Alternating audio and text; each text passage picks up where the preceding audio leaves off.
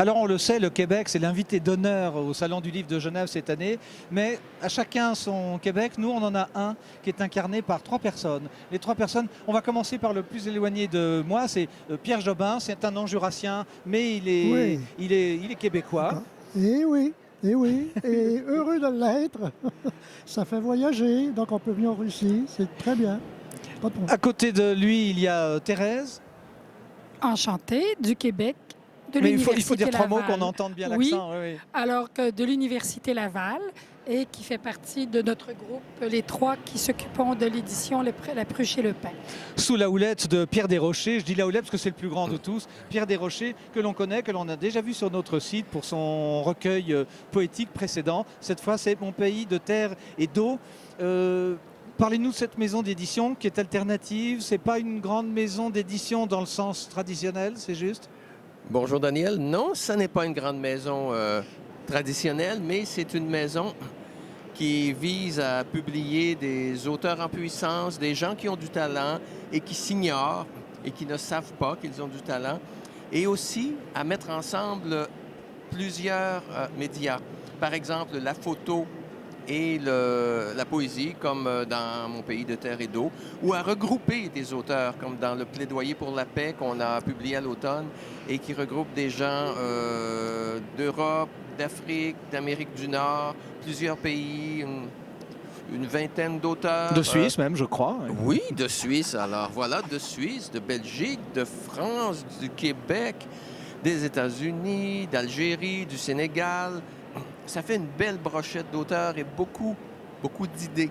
Alors, c'est un peu là où on veut aller. Peut-être côté musique un peu, peut-être des partitions, reproduction de peinture avec poésie, des textes. Un texte bientôt sur nos pays, les pays qu'on habite, les pays qu'on a dans le cœur, même si on ne les habite pas, ou les pays qui nous habitent.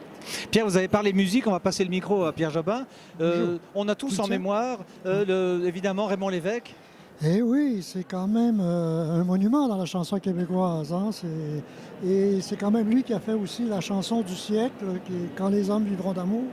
Et puis Raymond, ben, il a aussi beaucoup, Quand les hommes vivront d'amour, là, il a commencé à l'écrire ici en Suisse, à une auberge où il passait au piano, là, pas très loin d'ici. Je me souviens plus trop laquelle, mais ça a commencé ici, et puis continué à Paris, et puis terminé après. Et puis, quand tu es arrivé au Québec, ben, c'était tout à fait tout frais. Et puis, ça a été la tournée. Et c'est une chanson qui nous est rentrée dans le cœur et qui a été reprise par je ne sais pas combien d'artistes. Rassurez-vous Pierre, sur notre site, on mettra un lien YouTube, comme ça on n'a pas de souci avec les droits, avec une des versions. Vous me conseillez laquelle? Ben, Par lui-même? Quand les hommes vivront d'amour.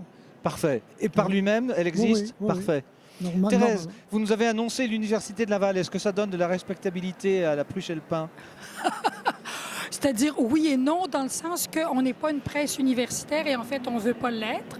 On veut vraiment aller dans un autre créneau, mais si ça peut aider, tant mieux. Qu'est-ce que vous y faites alors dans cette maison d'édition? Moi, j'enseigne dans la maison d'édition. Alors, je suis avec mes deux collègues pour s'occuper de la maison d'édition et participer au texte, à l'édition. Et on a plein de projets de bouquins pour les prochaines années. Oui, mon petit doigt m'a parlé de ça. Et dites-moi, à part ça, vous avez un vrai métier? Oui, exactement. Mon vrai métier, c'est d'être professeur-chercheur à la faculté d'éducation. Et mon domaine, c'est la sociologie de l'éducation, donc les rapports école et société. Ah, bah, très bien. Alors, on se réjouit de vous lire peut-être sous cet aspect. Ah, éventuellement, et sur plein d'autres. Pierre Desrochers, vous êtes un vrai poète, c'est-à-dire que vous avez fait un vrai métier, mais plutôt austère par rapport à la poésie. Jadis. Non, pas vraiment. Travailler comme ingénieur forestier, c'est être tellement en contact avec la nature que ça n'est qu'une source d'inspiration. Et je travaille dans un milieu où, parce que les gens aiment la nature et qu'ils aiment la forêt, il y a un foisonnement d'artistes.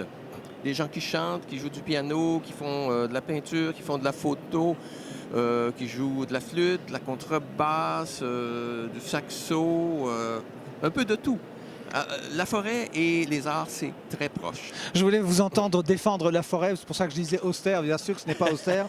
Évidemment, mon pays de terre et d'eau, La Pruche et le Pin, maison d'édition. On pense à Gilles Vigneault, hein, mon pays, ce n'est pas un pays, c'est l'hiver. Merci d'être venu nous rendre visite ici, d'être nos auteurs alternatifs du Québec, invités d'honneur à Palexpo. À très bientôt, et puis vous aurez des nouvelles de cette maison d'édition, sans doute, sur notre site France Loisirs. Merci à tous les trois. Merci.